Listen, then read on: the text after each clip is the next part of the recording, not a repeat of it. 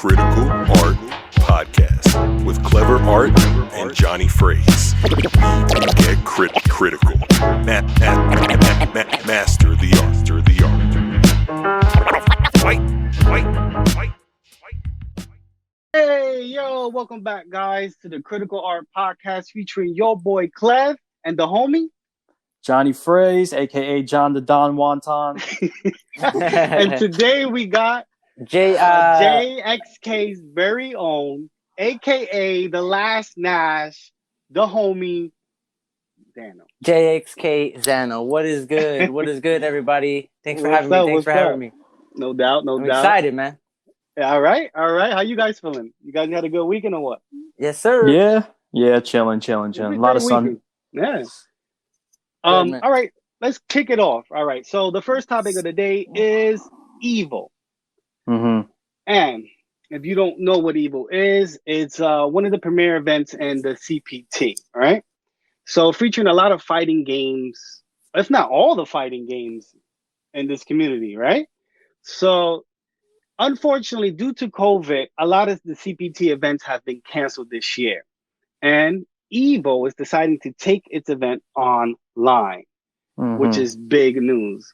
And that being said, these are the titles featured in the event, in these online events.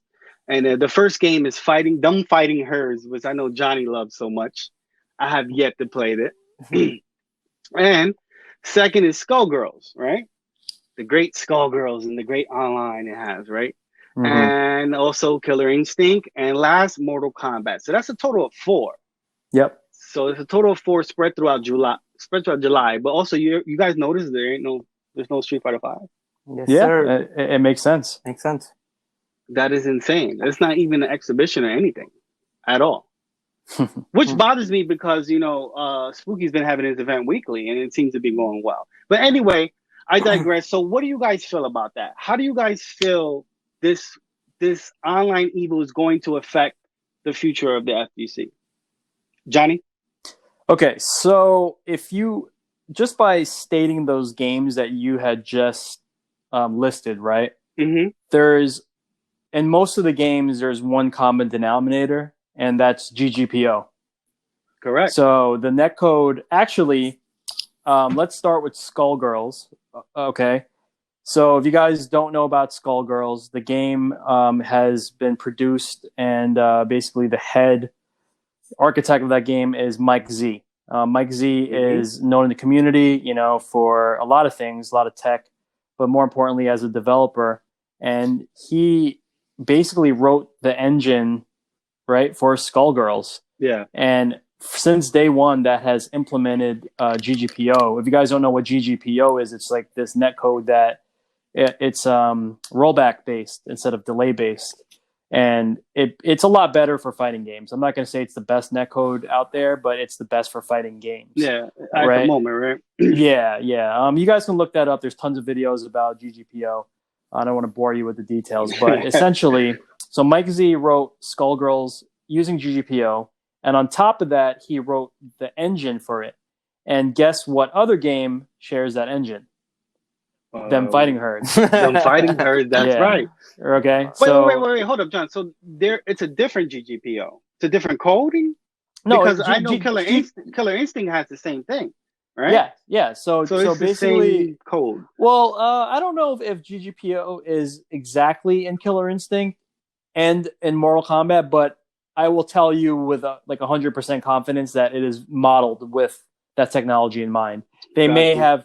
Yeah, you guys can correct us in the chat or whatever in the comments, but for sure that Skullgirls and Them Fighting Words has GGPO, and Mortal Kombat and Killer Instinct have a very close version of it. If not, they're using some. I don't know if they're using the code, but it's very, very close. And it's been that way since inception. So all these games known to have the most godlike netcode for fighting games. So I'm happy about that. Skullgirls is a great game. It's been out for a minute, so there's a lot of players in it. A lot of top players play. I know Sonic Fox plays it. Dedicated community, no doubt. Yeah. There's a ton of people that play the game. It's super dope. It's kind of like a mix between Marvel. It has like third strike elements. So you can actually play it as a solo character. You can play it with 2. You can play it with 3. So it has a lot of, the layers that like Marvel games type, basically have. So I'm hype about that. Them fighting her, just fun. It's very, it's a, you could call it kind of like an anime game. The way it plays, like, dude, I got my ass beat so bad by the homie Fade. Fade's in our Discord. Yeah, oh my god, talented in a lot of fighting games. Bro. Yeah, no, he whipped our ass so bad. I was just like, dude, I need to like sit back and like learn this game, and I'm gonna come back and try to play you again. But yeah, that game is really fun. If you guys don't know about that game, it's basically started off as a My Little Ponies game. That's right. Yeah, I swear. It did, Zeno. Yeah. Yeah, and then it was called like Fighting is Magic, I think. Right. I swear to God. And it was what happened is they got a copyright, they got a cease and desist from Hasbro, I believe, Hasbro, right? or Mattel, whoever owns My Little Pony.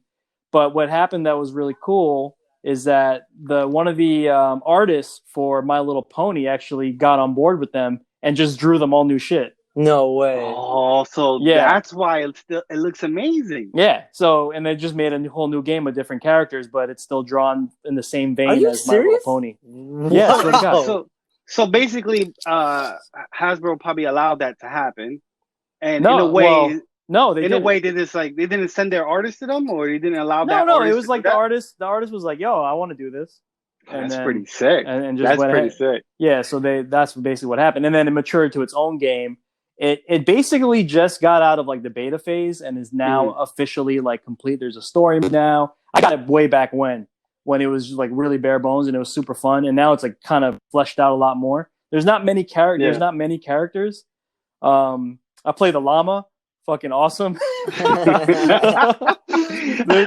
like oh man, the game is great. I haven't dived too deep into it, but it's a fun game. Like everyone will enjoy the game, even at a casual level. Pretty sure. Yeah, I'm pretty sure that game is gonna be like the one that's gonna just pop off. Yeah. Like after the event, everyone's gonna be like, "Dumb fighting her." Right. I guarantee you. Yeah. I mean, you guys already know about KI. KI is amazing. It's definitely since day one amazing netcode. Probably the best netcode I've ever played in a fighting game ever.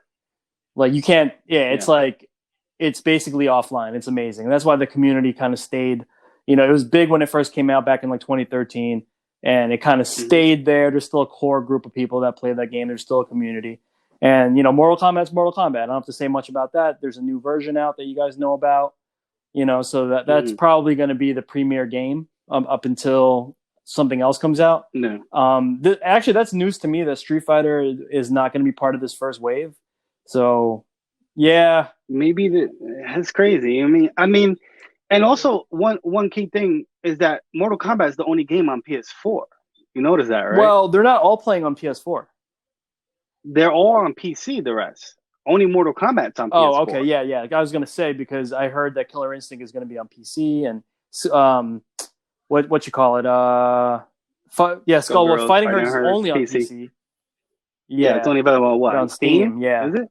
So that makes a lot of sense. So I guess maybe because they want to reach a broader audience. Not many people have Mortal Kombat on PS4.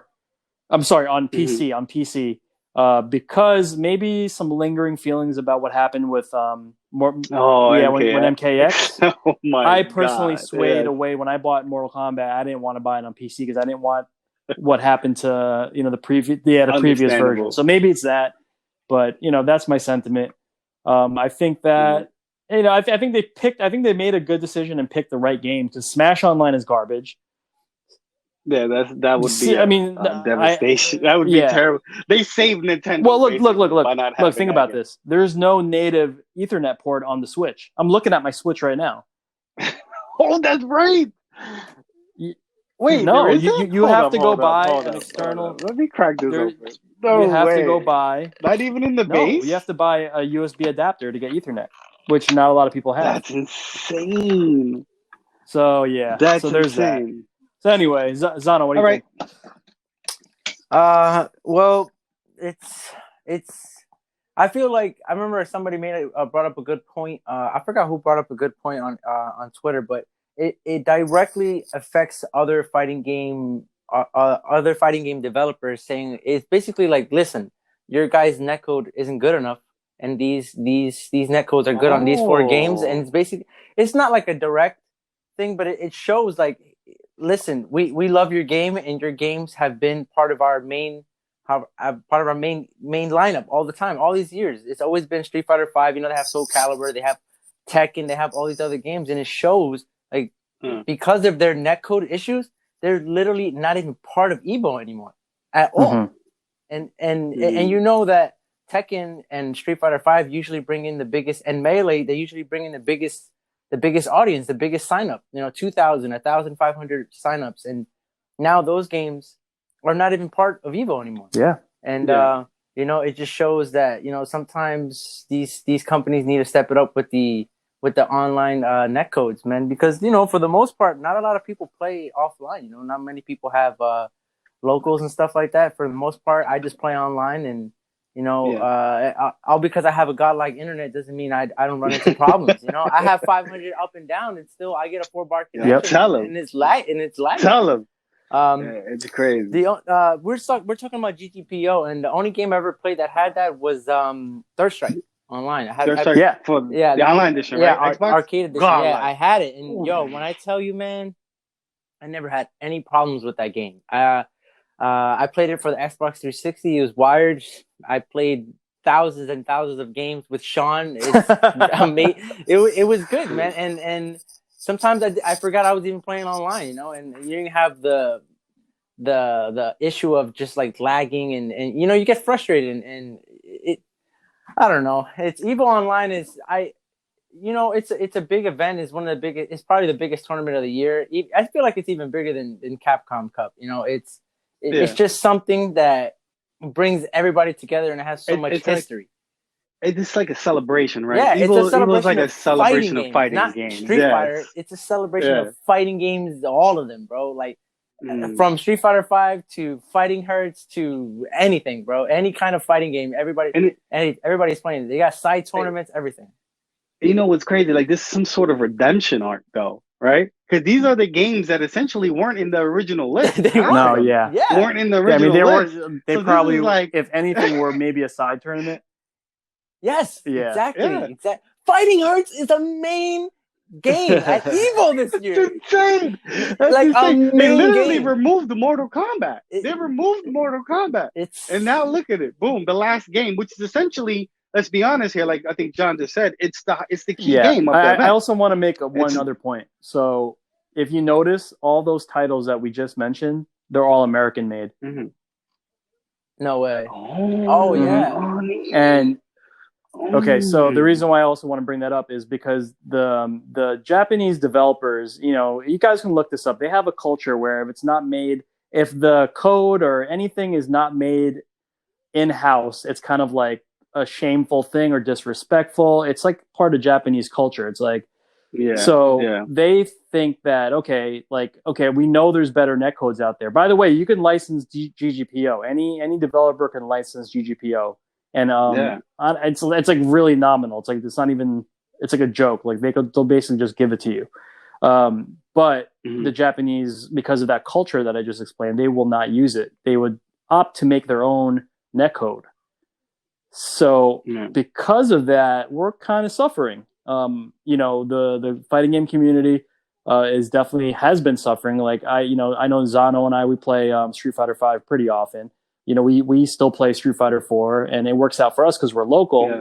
But it's a struggle trying to get good matches on CFN. Sometimes it sucks.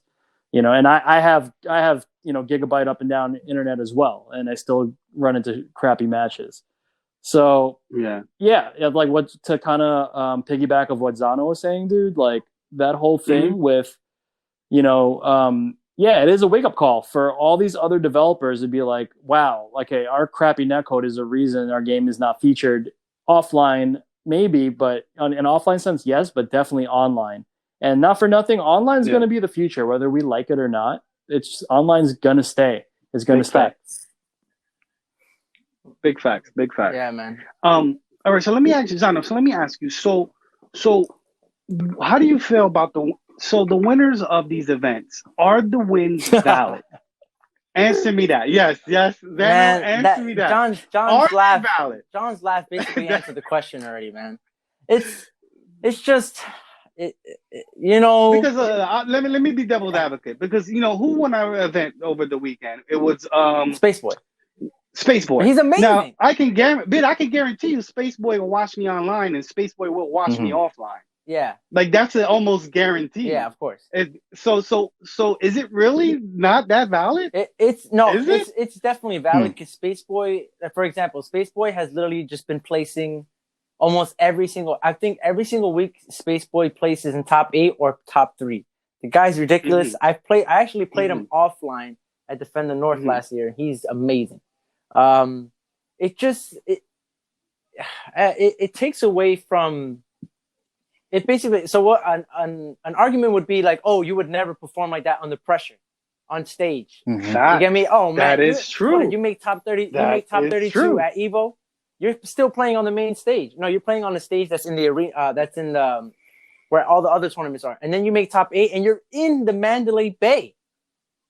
You remember that top 8 where L.I. Joe and Eita and all, they were in that crazy arena, and there's thousands of people screaming. For example, like L.I. Joe said that when he won his match against Eita, he said that he felt the crowd's roar on his back. You think somebody playing online could do the same thing if they were offline? It's some people can't even perform in full. No, trust me, man. When I play online, I still get nervous, even on the tournament or anything like that. But like when I tell you that offline nervous people, you hear the TO call your name, and you're like, oh, JxK-Zano versus Oil King. Oh my God! You're like, all right, let's just get this out of the way. Who cares? But then like you never know. You can play online and you're not nervous, and you're like, all right, let's just play. I don't care. This is online. I'm just gonna play however the hell I want. That's true. And we have a little bit of a running joke where the guy who's going to win these EVO is going to be in his pajamas screaming, Ma, I won EVO. Give me some macaroni. Ma, my grand finals. Give me some water. Ma, my grand final. But I kind of feel bad, though, because whoever does win EVO this year, I mean, we're not playing Street Fighter 5, so it's going to be a different game. But it's just 100%.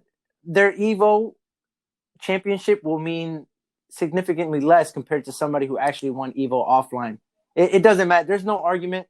You can say, oh, I did a freaking 25 win streak run.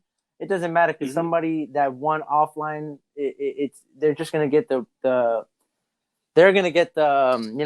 credit. It's just I don't know, man. Online warriors, online warriors, they don't get credit, man. I always use Trashbox as an example. Don't get me wrong, Trashbox is amazing, and I'm pretty sure half the United States can't even beat him. But he's number 1 ranked on CFN, but he doesn't win any tournaments in Japan. He sometimes he doesn't even make top 8.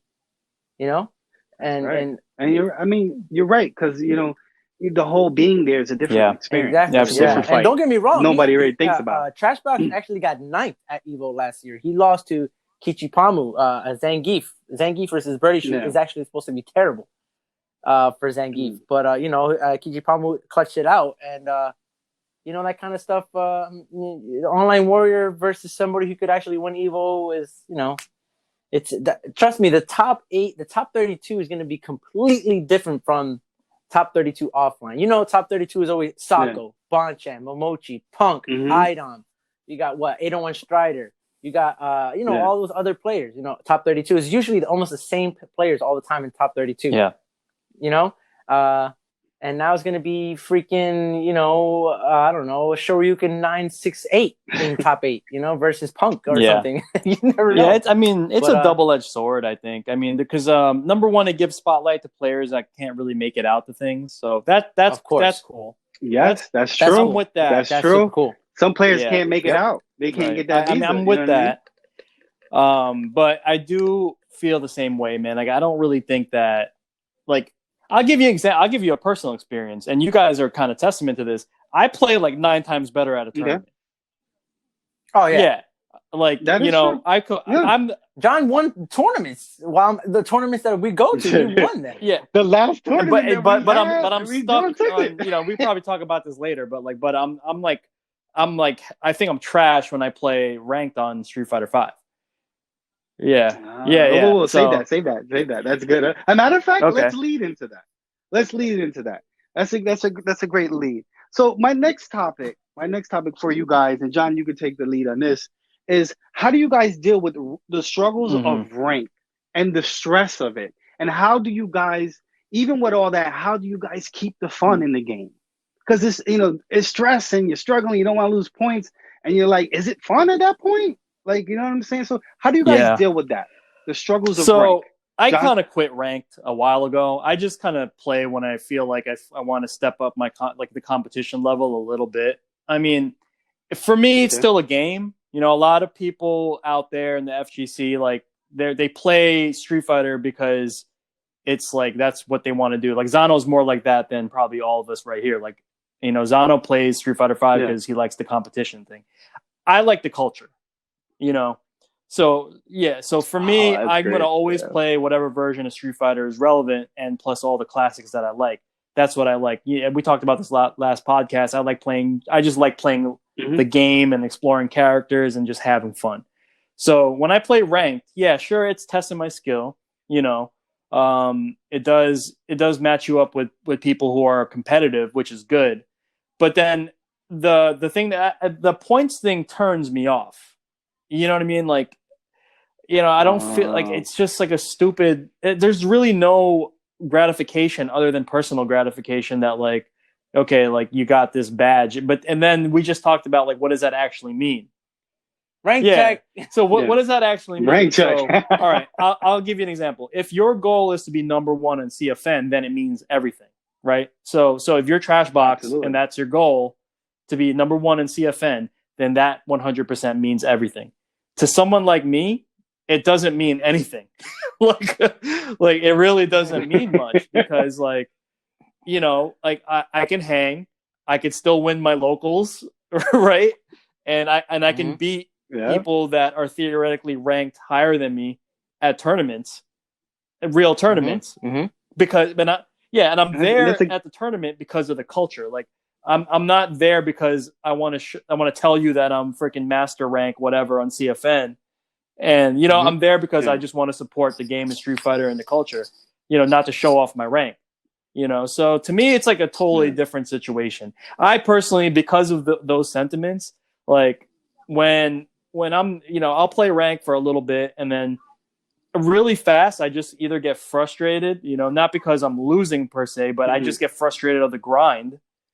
And it's like, it's really like a dead end street for me. It's like, I really just want to get better at the game. Sure, you can get better at facing good opponents, but end of the day, you can also just call a friend that's super good and be like, let's run some sets.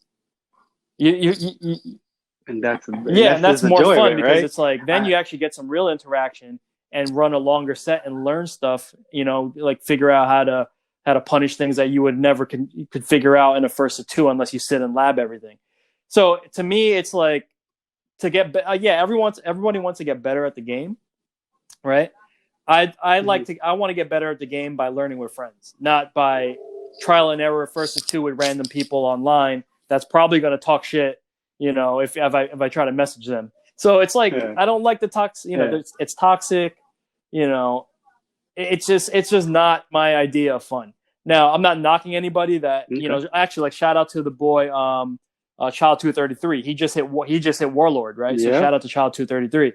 And he was happy, and we were happy because we know Child grind. But like, here's the difference: he likes the grind. Remember, he likes the grind. He gets enjoyment out of that. I don't enjoy the grind. I enjoy playing people and learning, but I don't enjoy trying to get points just for a shiny badge on a video game. You know what I mean? Like, to me, it's just not part of why I enjoy Street Fighter and any version of Street Fighter. And mind you, almost every version I've been playing ranked, I've been getting pretty high ranks up until the point that it's just like, all right, like, why am I really doing this? So like, I mean, I'll share. I'm currently stuck at like Super Diamond.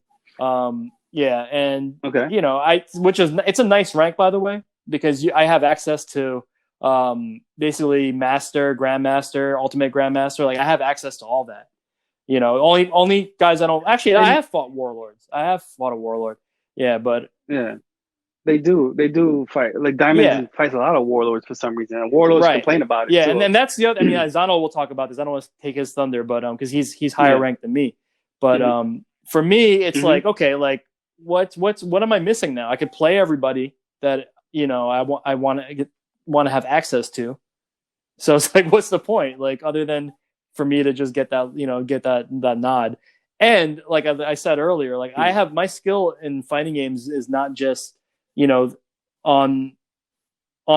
It's like I think when I sit down at a tournament, I actually feel like the person next to me, like what they're thinking. I know they're nervous. They're nervous. So great. I see them drop a combo, and I saw how they react, and I know how to take advantage of those emotions. Like it's a way different skill. It's that other meta that nobody talks about. It's the one where you kind of SPD your opponent. Then you're actually very skilled at this. The CV. Did you feel? Because I like the smack talk. Like that's the meta that people think that as you being mean or whatever. But like I feel like that's where Street Fighter come from. Like we in the cab in the corner of some block. We're talking smack, bro. So it's like I miss that. That's why I like to bring when I come. I'm like, you're gonna watch me grab you, and I'm gonna look at you take this SPD. You know what I mean? And you're just what you gonna do next? So that's the way I feel. That's the way I feel about it. Like you're right. Like I enjoy. What's crazy is I just started going to local, so now it's so fun. It's so much better. They're better. So much definitely, better. Definitely. Yeah. Right? It's just like you got your friends in there. We're just chilling. But anyway, let me flip it up to Zano. Zano, how do you feel about rank? And I know what's your rank right now? Master. So you're a master rank. So that means you get to actually play against the top players around the world. Yeah. Am I right? Yeah, definitely. So you have the opportunity to test your skills against a lot of these elite players or higher ranked players. So how does rank feel to you? Like, how do you deal with that? How do you deal with rank, and how does it feel to you? And also like John, I love what John just said. Like, what's your preferred experience after you answer that, online or offline? But go ahead. How do you deal with rank? All right. Well, the reason I play ranked so much is I feel like being able to play. Well, first of all, I don't really have that many. We don't really have that many locals in Jersey, so I feel sometimes rank and online playing is kind of all what I have. Before COVID hit, we were definitely doing more offline stuff. We were doing offline at John's house. I was doing offline tournaments every month at Philly. I would occasionally go to NLBC. We also had our own monthly that was starting to Master Instinct. Master Instinct. Shout out to Zaul about that. We were slowly. I was slowly starting to play more offline and less online. Well, I still played online all the time, but I was starting to incorporate offline play. Rank is just it's something that I like, but I also don't like. The reason I pursue rank still is because I have, like John said, it's like a personal gratification that when I hit master with Nash, it was a testimony to my dedication to the character and to overcome how low tier of a character and the struggle of playing the character. I don't want to say, make that an excuse. You have to overcome everything and just learn how to play the game. But it kind of shows like, hey, listen, like I stuck with my character and I grinded it out, and I got to where I wanted to go. And the only reason I keep playing now is to get the Grandmaster. I don't know why. And I don't know why I'm putting myself through that, because I've literally almost destroyed my whole setup just trying to get Grandmaster with Nash. John knows. I was actually streaming when that happened. I was 50 points away. Yo, I think we were all there, bro. Yeah, we felt the pain, 50 bro. points away. Let me repeat that. 51 points away from Grandmaster. And I went down to Ultra Diamond in a week span.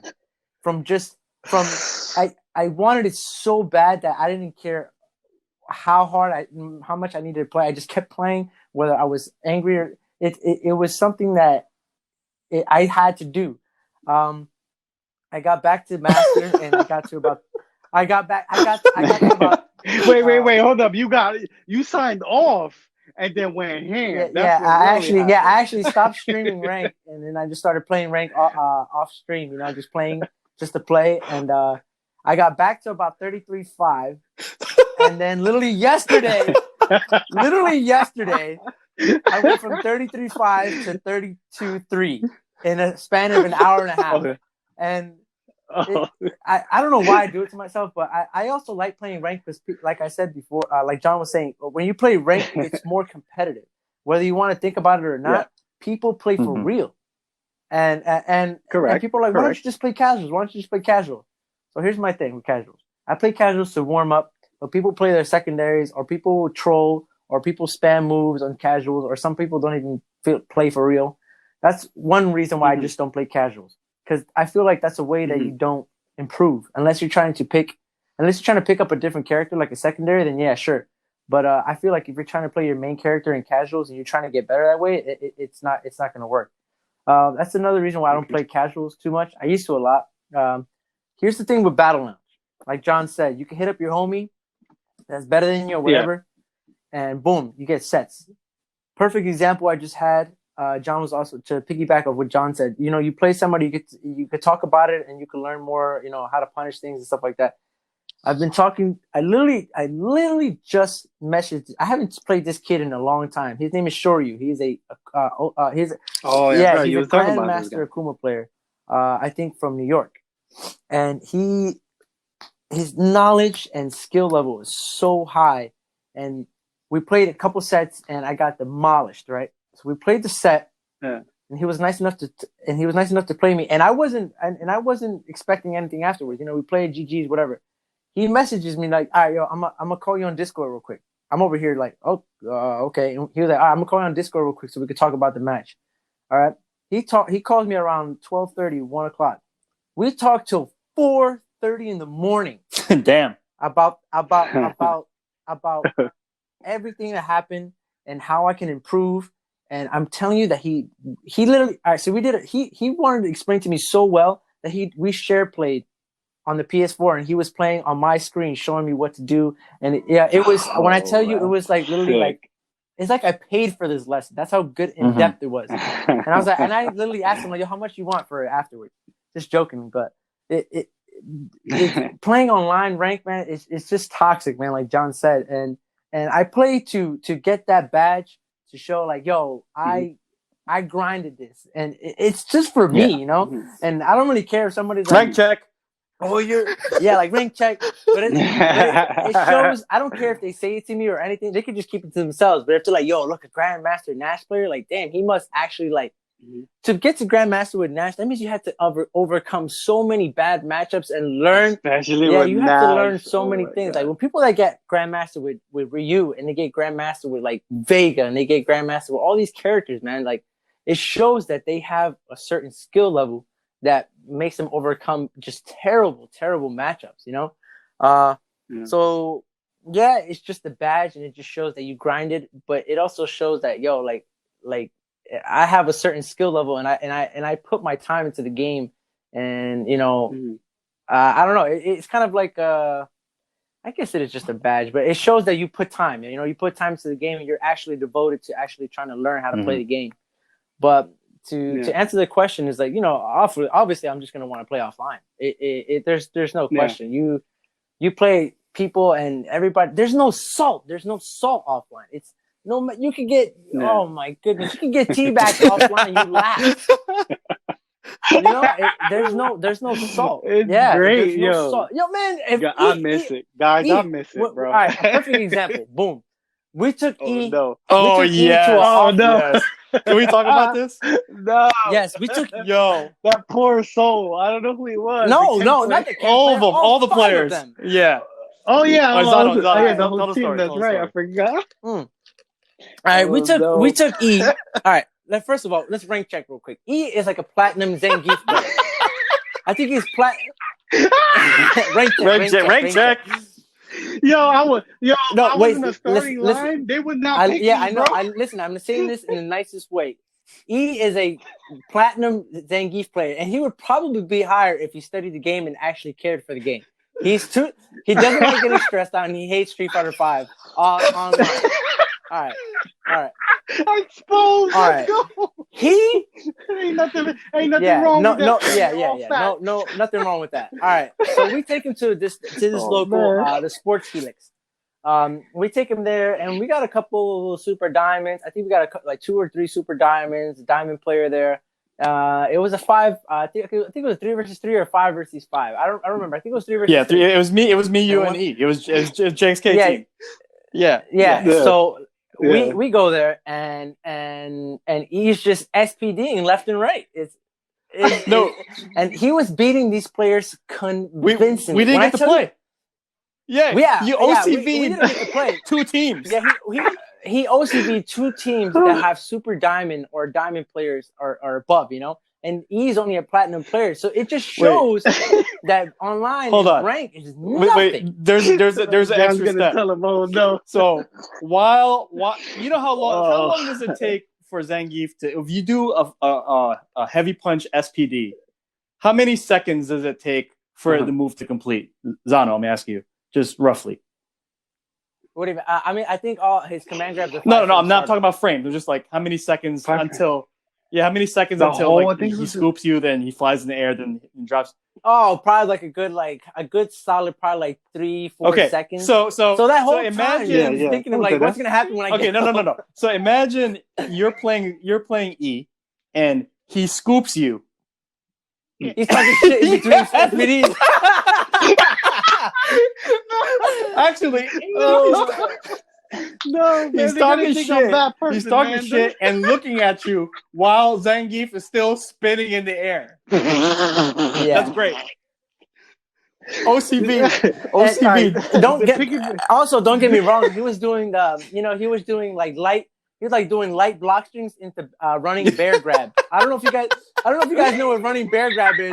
Running bear grab is a walking command grab. But the thing is, E uses it as like in between block strings. So people get scared, they don't press buttons, they don't want to get counter hit, whatever. That move is ridiculously slow. Ridiculously. And he walked at you with his arms up. So just to get at it, just to get at what we're talking about. The off-road experience is great. And these guys getting SPD to their demise. Yo, the one Ken player, when I headbutt him in the corner, he stood crouching, and I SP'd him from like a leg length away, and then I looked at him, he looked at me, I'm like, this dude's about to pop me in my mouth, dog. I don't know, because I destroyed his head, I destroyed him. And guess what, and then all we did was just laugh and like, yo, this is sick. We got to do it again. Right. Like. I just you do that to online, piggyback off that. I just want to say that I want to thank John and you guys that got me into the locals. Like you guys, come out. I'm a homebody. I'd rather stay home. I just want to say, I know you guys read a lot of forums, and they may see something that's discouraging, or you may see something discouraging on Twitter against another player. But I'm gonna tell you guys straight up, there's nothing like going to a local. It is absolutely joy. It's like going to an arcade where everyone loves the same game you love. And everyone's sharing tech. It's like, don't be fooled by that. When you go there, it's a complete different experience. It's awesome. And you're going to want to keep going. I just want to say that to the people who are new to this, who've never been to a local. You know what I'm saying? Right. Actually, remember that night. So after you OCV'd everybody, right? Everyone, theoretically would have been salty. We all sat down and watched that. We all watched like Guild Trailer. Remember Guild Trailer? And everyone, it was like a party. So it was amazing. High fives everywhere. We're happy. To end this story with, it's like the SPD never happened. Yeah, SPD's never happened. But you know what's funny? The next members on it was the next tournament that we went to. People were asking for the run back. Yo, where's KleverART? Where's KleverART at? Where's KleverART at? I want my run back. That shit's awesome. Oh man, I missed it, bro. I'm sorry. You're never gonna get that. Ruined a lot of things, man. But I really miss it, man. Well, yeah, like to basically just wrap everything up. It's just rank is a love and hate thing with rank. You run into good players, and you sometimes I have great matches, and then there's sometimes it just the point system. I was talking about it on Twitter recently. I actually made a post about how much I hate Street Fighter V rank. You know, F Street Fighter V rank. It's the point distribution system. It's a little wonky because, for example, yesterday I had a 8-win streak. I think I got about 250 points from the 8-win streak. 8 on Street Fighter V with Nash, and I lost the set to one diamond player, and I literally was in the red from losing. You know, so that kind of thing, it's discouraging, and it makes the grind not fun because you feel I got caught slipping, and I paid a ridiculous price because you know I got caught slipping against the diamond player, and then what happens afterwards is you get paired up to 3 Grandmasters or Ultimate Grandmasters back to back, which is fine because I love playing high level players. Don't get me wrong, but they also take a good amount of points away from you when you're from Master. So if you lose to a diamond, it's like 135, and if you lose to a Grandmaster, it's still 55 or 65 points. So it's just you lose to a diamond, and then you get somebody that's super good, and you just keep losing, and it's just discouraging, you know, and. It's hard to keep a positive mindset when you do stuff like that because obviously I play ranked also to condition myself to keep my cool. The best way to keep your cool is to play ranked, and under pressure, like these points or whatever. If I lose, I'm gonna lose these points, or I use rank as a conditioning tool to I need to chill out and adapt because. Rank is a first to 2 set, and offline tournaments are a first to 2 set, and you gotta adapt quick. You know, and it could definitely teach you how to adapt and keep your cool. Yeah. But it's still not the same. You know, it's toxic, man. But it Street Fighter V Online is definitely tough. Yeah. But that's all we got for now. And but if also one more point. Go ahead. Battle lounges sets. Okay. Always 100 times better. Well, I feel sometimes not everybody is as nice as Shoryu is. Not everybody's just gonna. I hit him up randomly, like, "Yo, you want to play some sets?" And boom, we play like 15, 16 games. You know, I have Hoji, he's super nice. Tanachi's super nice. You know, but then you get some players that just don't even respond. You know, or you want to play against them, and they see your rank, your Master Nash, and I don't really play Nash. I'm practicing for the CPT online, or I'm getting ready for CPT, or they just don't see it's worth playing that character because they don't pop up. But you could play offline. There's been times where I go to a tournament and I saw Brian F sitting down. Yeah. Nobody's there. Actually Brian F is super nice. He plays sets with me online. He's super nice. But I'm just using him as an example. Like I literally saw Brian F one time at ECT just sitting down by himself. And I was like, "Yo, Brian, and that's what's awesome." Like, and that's exactly to my point. How people don't know that that's what Zano does. And I seen him. He sit down, "Leo, can I spar with you?" And that's how he pick up the knowledge. Because Zano, if you don't know, Zano loves the meta of the game, the mind. He can tell you when somebody's thought process changed. I mean, if you watch the previous Rival Fools, he literally breaks down like Child's gameplay, the boxer, right? He breaks it down saying that, look, he adapted. Look what he's doing now. Now he's confirming off this button. Like that's Zano. Zano's in the mind. He's like, he likes a chess. He likes to see what the opponent's going to do. He likes to see if they change their patterns. And that's what he loves the most. So he will go to anybody who he thinks is like he can learn from and just like, "Yo, what's up? You want to spar?" And that's what you could do at locals that you can't really do online. Yeah. You know what I'm saying? Mm-hmm. Yeah. Yeah. It's definitely tougher. Last ECT, I also played like 10 games. I saw Zaffarino.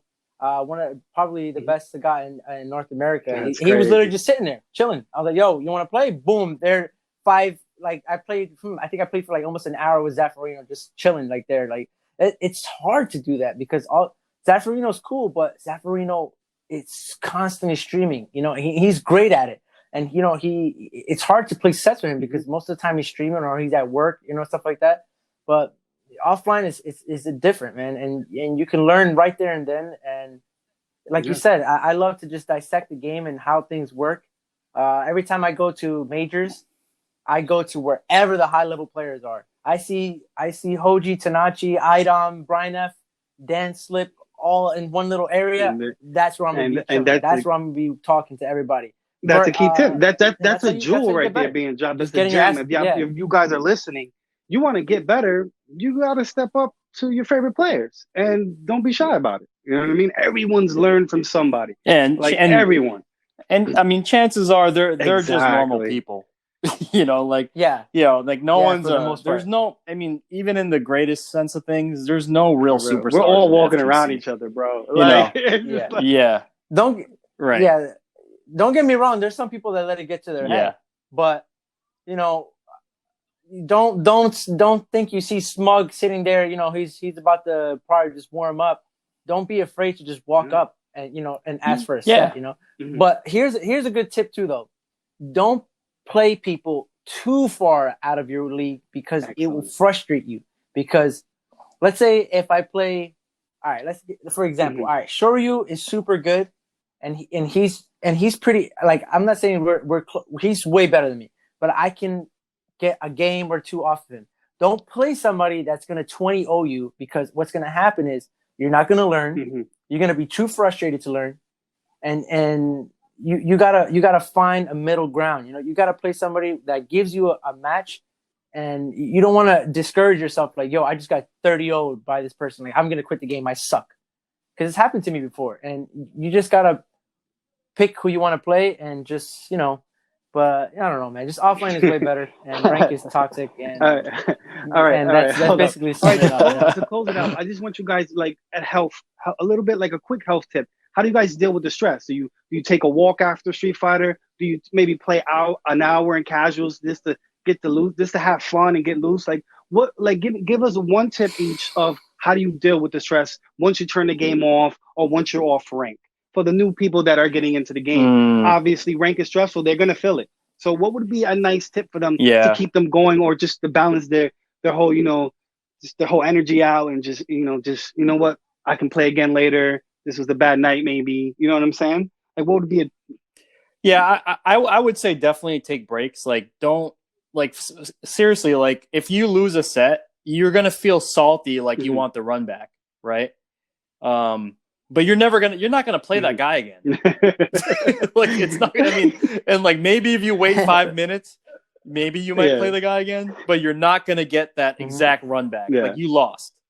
Hold the L, and just calm down. Like, just prepare yourself for the next match.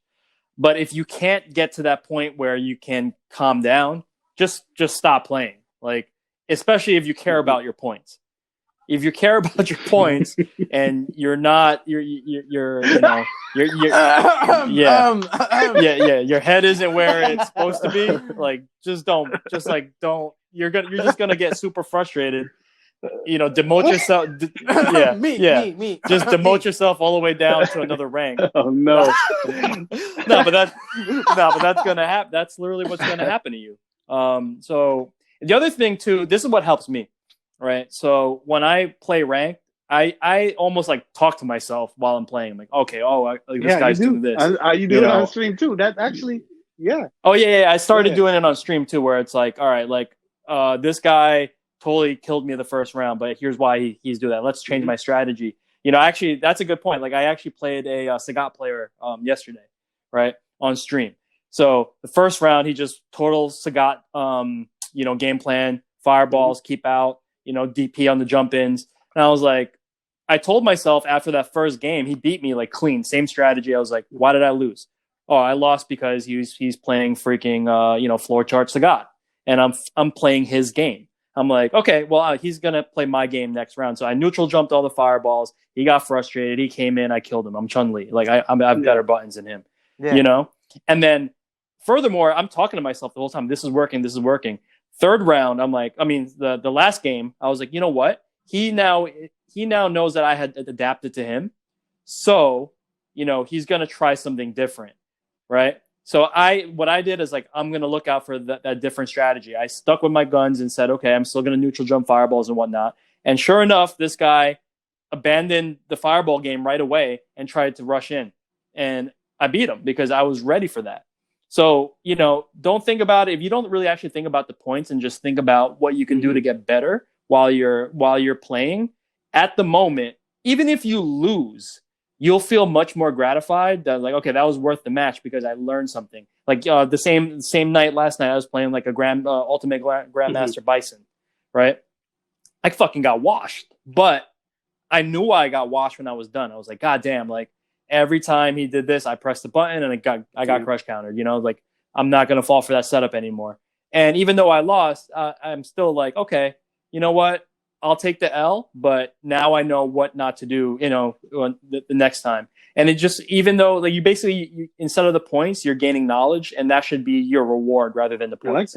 I like that. Now, Zano, what do you got? What would be a nice little tip for people to help them out? You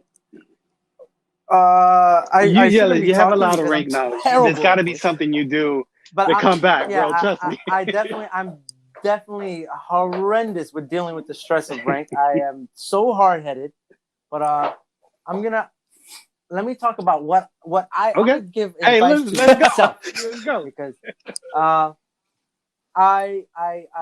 so what happens is, as soon as I start, this is the flow chart of when I'm playing rank. The first couple matches, boom, good deal, boom, good to go. I pretty much win. I lose once to some mediocre player, boom, my whole mood and everything changes, and I'm ready to start World War III. Honest cast. Let's go. The honest cast. Let's go. Yeah. I'm not gonna sugarcoat anything. I'm ready to beat up a baby rabbit. Is how mad I am. I grab it. That's how mad I am. But what I should be doing is just chilling out. Now I gotta redraw the image to the podcast. No, but what I should be doing is chilling out. Rank could definitely be stressful, and you know, at the end of the day, it's literally just a video game. But it's just something about the game where you want to win and you keep losing, and you know you're better than that, but you keep losing anyway because you're frustrated. And you're just playing on autopilot, which is what I do a lot when I'm frustrated. But there's ways to just chill out. Instead of getting frustrated, like John said, you should figure out why you lost and try to adapt in between rounds or after you lost. If there's something that's giving you trouble, go straight into training mode and lab out the situation, which sometimes I do, and it helps. But it's definitely tough to shake off that salt because you know you're never going to play that person again. And sometimes, let me be honest, I've been so salty sometimes where I lost to like a diamond player that I knew I could beat. This actually happened for real. Let me give you an example. I lost to a diamond player one time, and I was so frustrated. I sent him an invite. He joined, and I 5-1 him. So easily, and then he sends me a message like, I don't know why you invited me anyways. You knew you would beat me. You know you're better than me. I don't understand why you invited me to play. And I just felt like I don't know, like I just needed to know that I was better than you and you're not better than me. and that's terrible because it's like because then it's terrible because what I did was I literally just beat the crap out of this player that kind of felt maybe they felt good after that win, you know. Maybe they felt good after that win, and me not being able to swallow my own damn salt and just be a mature adult, I was like, you know what? I gotta put it into this guy. I gotta put it into this because there's no way I'm gonna let this guy think he can actually win, you know. But it's definitely tough. But you should hear some. There's definitely some tips. Okay. Take a deep breath. Yes. You know, maybe get up, take a break. Like I said, like John said, maybe switch to casuals. Play a different character. Sometimes I did that. I did that on stream the other day. I got washed. I lost 1,000 LP, and then I went to casuals and I played Rashid, and I had a funny time. You know, having a good time just playing Rashid. Play some sets, or just turn the damn game off. Yeah, go for a damn walk. Turn the game off. Go play freaking Mega Man. Go play Final Fantasy. Go watch some porn. Watch some TV. Yeah, watch some porn. You know, ejaculate. You're good, man. Ejaculate reset. You know, you're good. Yo, you know, bro, that post nut clarity is crazy. It's we're gonna keep it PG. We're gonna keep it PG, but we're you know, that's hidden tech. Yeah, but you know, we joke around, but there's definitely ways to just chill out. And I was Discord is gonna crack up. I was actually talking to. I've been mentioning. I've been mentioning Shoryu a lot. I've been mentioning him a lot, but he's definitely been opening my mind to the game and all this stuff. But this is literally I'm reading the Twitter messages right now. I told him that I had an 8-win streak and all this stuff, and I lost points because of the diamond player. And he was like, "Listen, it happens. I lose to them too." This is the ultimate. This is the Grandmaster Akuma player, by the way, losing a diamond player. He says, "It happens. I lose to them too. If you can't regain, stop playing for a few. It's that simple. Just stop playing or do something else. If you feel like you can't regain yourself after that loss, or you're gonna be playing like crap, just chill out. It's just rank, and do something else. But there's ways to combat it. You gotta be better than me, and just stop yourself from bringing yourself more agony." All right. Well, I think those are some good tips. Especially Zano's special tip there. But God, the old tug and pull, guys. If you're feeling down, the post. Wait. Say it with me, guys. Post. Not clarity. Jesus. Is that the title? I think that's the title. P.N.C. Oh my, P.N.C. is the title. Where can the people find you? What's your Twitter handle? Your Twitch handle? Okay, hold on. Let me actually. I think my Twitter handle is JxK_Zano. ZANO. For the most part, I try to keep it Street Fighter related. For the most part, I try to retweet Nash stuff, or I post some of my gameplay highlights. But I also do retweet some, sick stuff that happens, Daigo, Bonchan, other players. And then I also stream on Twitch probably once a week or once every 2 weeks. I'm trying to get better at that, but it's definitely tough because I work and sometimes I'm kind of tired. But I stream at JxK_Zano. It's the same thing. And I try to keep it strictly Nash because I don't feel like there's a lot of Nash streams. A lot of players that play Nash, and I'm not saying I'm super amazing, but I am a slightly high level Nash player, and I understand how to play the character a little bit, but I definitely have room for improvement. But I guess for a beginner and intermediate level, I'm never shy to give tech or share tech or explain certain things. Like anybody that wants to play or get better, it doesn't matter if you play Nash or you play Cammy or you play whatever. I stream to just share Nash gameplay, but I'm also willing to share any knowledge I have of the game to make anybody better. But that's where you can find me. Those are my two. And you guys already know Zano's gonna come back. He's a brother, so you already know what's good. John, any last words you want to say to the people? Yeah, guys, definitely check out our website, JxK-Designs.com. We are working really hard to bring some new designs for merch and some fun stuff for you guys. So definitely check that out. Also, on the 27th, is that correct? Hang on. Yep. Let me double check. The 27th, guys. That is Saturday, June 27th, 2020, 8 p.m. Eastern. We will have Rival Fools 4. Let's go. So it's our fourth. Yeah, 4. We're 4 tournaments deep. Online tournaments deep, and everyone seems to be really appreciating what we're doing, and we're getting a lot of love. And man, it's just been kind of like this little fun journey. And I'm learning how to be a TO, and everyone's learning how to commentate, and I've been trying to make the presentation better every single time. Making sure that the stream looks crisp. Trying to get our levels up, so maybe if someone comes to call in, they know who to call. So that's about it, guys. So check us out on the 27th of June. We'll probably have some podcasts before that. We'll probably be talking about it a little bit more later. Definitely. But we settled on that date, so look out for that. And you guys know where to find me at Jonyfraze, JONYFRAZE, on every platform. And I've been streaming like 5 times a week too, so come by my stream too and just kick it. We either do art or we play salty Street Fighter 5 matches. And there you have it, folks. And that about wraps up this episode. We will catch you again later on during the week. And with that being said, peace.